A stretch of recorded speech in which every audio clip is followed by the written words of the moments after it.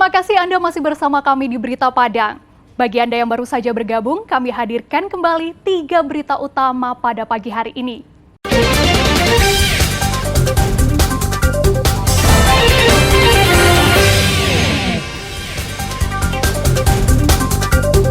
Diduga terbakar obat nyamuk, 2 rumah semi permanen di Kambang, pesisir selatan, ludes terbakar.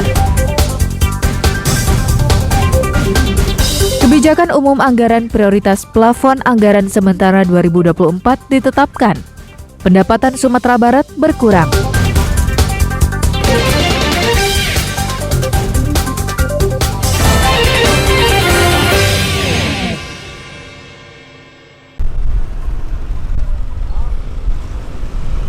Polisi Satuan Lalu Lintas Polresta Padang, Sabtu malam pekan lalu menggelar razia.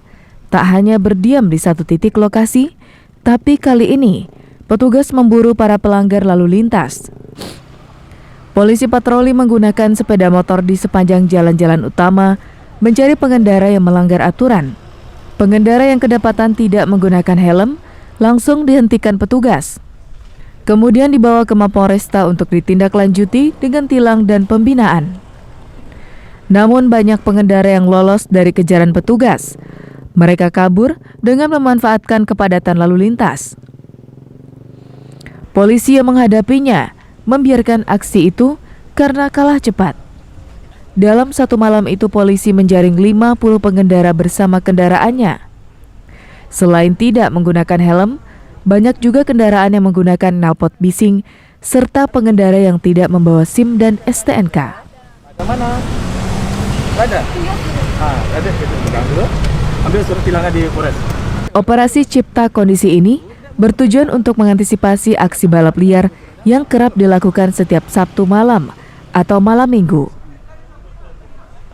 Kami pada malam ini melaksanakan kegiatan mobile hunting patroli pada malam Minggu dengan sasaran pelanggaran kacamata, terutama knalpot brong. Yang kedua, anak-anak di bawah umur, pengguna kendaraan anak di bawah umur, dan pengemudi yang tidak menggunakan helm, serta TNKB. Karena tanpa TNKB disinyalir nanti jangan sampai kendaraannya ini digunakan untuk pelaku-pelaku kejahatan, apalagi maraknya tawuran di malam Minggu dan hari-hari weekend. Selain masyarakat, namun ada pula polisi yang tidak taat pada peraturan. Beberapa waktu lalu seorang polisi di Bukit Tinggi terlihat mengendarai sepeda motor yang tidak terdata di Samsat. Hal itu diketahui setelah salah seorang warganet memvideokan hasil penelusuran di aplikasi Samsat Sumatera Barat. Alfi melaporkan dari Padang.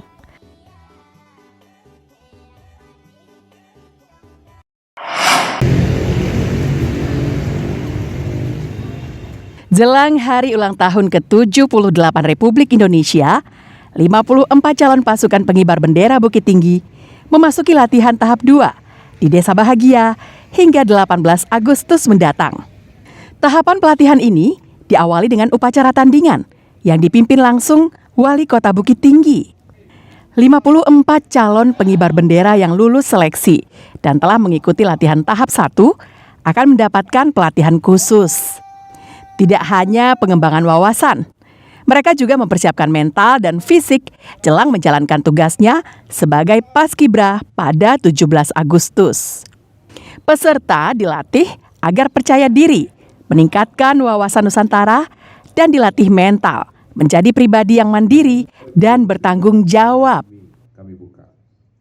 Harapan kami adik-adik ini dia optimal, maksimal dia, lalu kedisiplinan, etika dan segala macam terbentuk selama tahapan-tahapan jelang nanti bendera ini dikibarkan di lapangan Wira Braja atau Bukit Tinggi, dan keluarga juga seluruh masyarakat kita juga meminta support dan dukungan untuk kegiatan seperti ini sehingga nanti Bukit Tinggi bagian dari perjuangan bangsa ini. Sekarang mulai tanggal 11 sampai tanggal 18 kita pengusahaan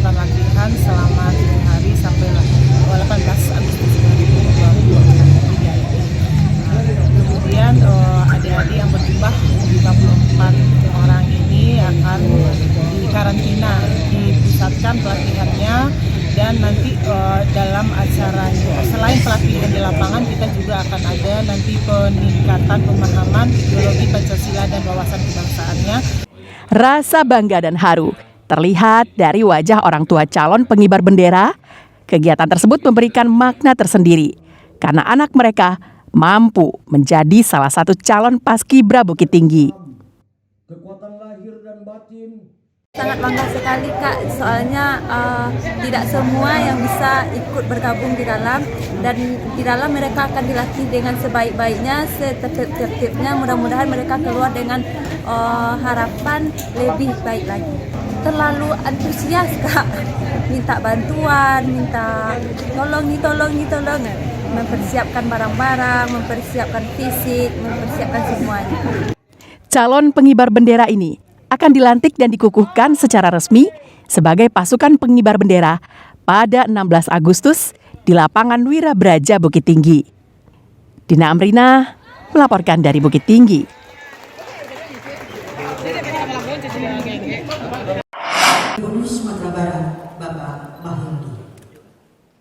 Pimpinan DPRD Sumatera Barat dan Gubernur menyepakati kebijakan umum anggaran prioritas plafon anggaran sementara KUA PPAS 2024 sebesar 6,4 triliun rupiah.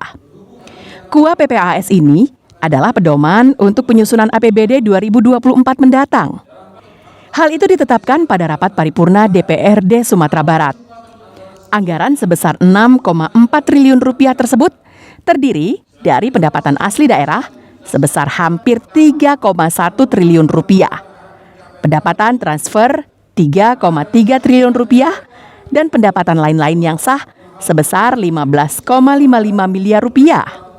Namun nota pengantar yang disampaikan Gubernur Sumatera Barat tercantum pendapatan daerah berkurang lebih dari 300 miliar rupiah. Ketua DPRD menyayangkan adanya penurunan target pendapatan daerah. Sedangkan kebutuhan anggaran untuk pembangunan besar.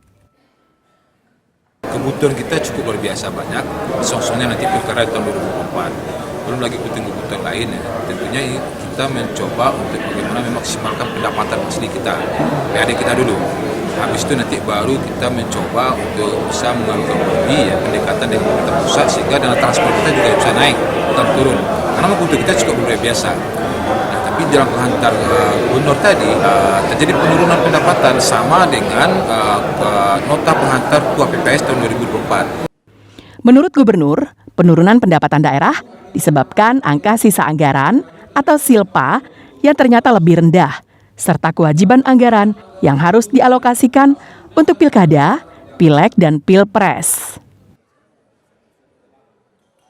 Sekaitan dengan silpa yang diprediksi awalnya 350, tapi dalam nyatanya hanya 280-an. Pada samping itu juga ada kegiatan yang harus kita dukung sekaitan dengan dana pilkada dan legislatif, ya, presiden dan legislatif, kemudian juga nanti pilkada 2024 ini itu sebenarnya 2024. Itu diperkirakan ada lebih kurang ada 400 miliar itu. Proyeksi pendapatan daerah yang diusulkan tersebut belum cukup untuk memenuhi kebutuhan anggaran yang akan membiayai program dan kegiatan unggulan tahun 2024.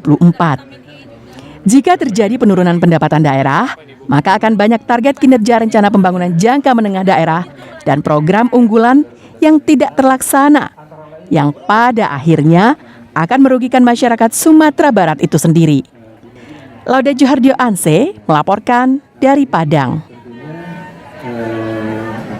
Saudara, informasi tadi sekaligus menutup berita Padang pagi ini. Saya Frin Meriana beserta tim redaksi yang bertugas mengucapkan terima kasih. Sampai jumpa.